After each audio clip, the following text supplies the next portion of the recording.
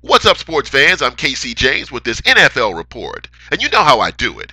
And if you don't, you better ask somebody. Week 6 is in the books after Monday night's sleeper between the Jets and the Dolphins, with the Jets winning at 24-6. Boy, the Dolphins, that is a bad football team. The only good thing about Miami this season is that they are right on track to win the Andrew Luck sweepstakes. And how is Tony Sperano still pulling an NFL paycheck? How does he still have a job? Because dude is dead man walking, and he has no idea how to turn that thing around in Miami. And the Jets, for that matter, they can't get all excited because this is a team that Rex Ryan was sticking his chest out. It was Super Bowl or bust, and that they were going to be the big bad boys in the East. And the Jets are very unimpressive. They got a win, but quite frankly, I didn't see anything that indicates the Jets can get back to the top of the AFC. In fact, they are so far away from being at the top of the AFC, they need a navigation system to find their way back. So they got a lot of work to do, too. But who would have thought going into week 6, the marquee game in the NFL, the marquee game of the season, would have been the 4-1 49ers going into Detroit to take on the 5-0 Lions? Are you kidding me? Well, that is exactly what it was. The Niners and the Lions, and I got to give the Niners some credit. I have been cracking this team all season, saying stuff like that watching them is like watching paint dry, and their games look like funerals to me, and blah, blah, blah. But the Niners went into Detroit and they handled their business. They smacked Detroit right in the face. They were physical. That offensive line dominated them in the fourth quarter. They ran for over 200 yards for the game. Frank Gore, I mean, he looked like Roger Craig. And the Niners went in and they out-physical that tough, talented Detroit defense, and they knocked Matt Stafford around too, and won that game 25-19 to go 5-1. And then the fireworks really started when Jim Harbaugh shook Jim Schwartz's hand, and Schwartz got all pissed because Jim Harbaugh didn't give him the old Moose Lodge handshake because he was more worried about winning that football game and excited. And Schwartz tried to go after him. Yo, Jim Schwartz, Detroit head coach, dude, you need to man down. You need to stay in your lane.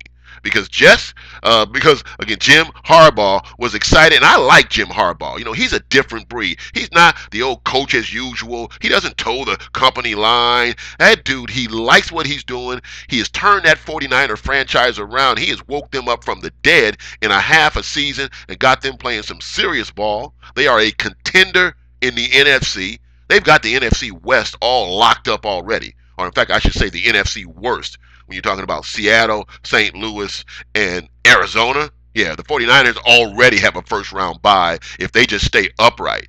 So that team has turned around, and Detroit has turned around too. So Jim Schwartz needs to be more worried about his own football team than he does about whether or not Jim Harbaugh wanted to tongue kiss him after the game. That's all I'm saying. And how about what just happened? Breaking news, the Raiders make a big splash, a bold move after Jason Campbell gets injured over the weekend, breaking that collarbone, and he was going to be out indefinitely because you knew Kyle Bowler couldn't get it done. They didn't want to give him the keys to the car. So they make a huge trade, and they get Carson Palmer from Cincinnati. Actually, they got Carson Palmer off the couch because he was retired. And they give up a huge chunk for him. 2 first-round picks potentially. I think that's a heavy price to pay for a guy who hasn't played all season, and you don't know what he can bring. But whatever, he's got to bring it for the Raiders right now, because the Raiders, you know, after the passing of Al Davis and all they've gone through, that team at 4-2 is playing some great football, and they want to win now. And that's why they went out and got Carson Palmer. And that pretty much says bye-bye to Jason Campbell.